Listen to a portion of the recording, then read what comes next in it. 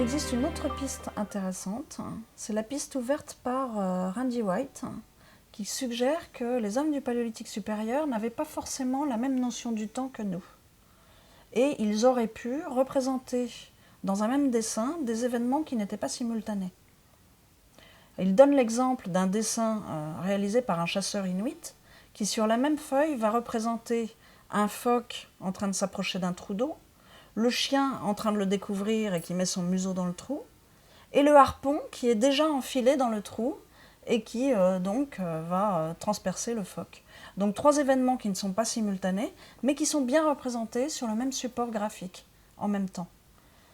Et du coup, il formule l'hypothèse que peut-être certaines figurations du Paléolithique supérieur, dans les grottes, ont pu être des figurations qui représentent des choses qui n'étaient pas simultanées. D'où une réinterprétation possible. Par exemple, les 4 chevaux du panneau de Chauvet, du panneau des chevaux, n'étaient finalement peut-être pas la figuration d'un troupeau de chevaux.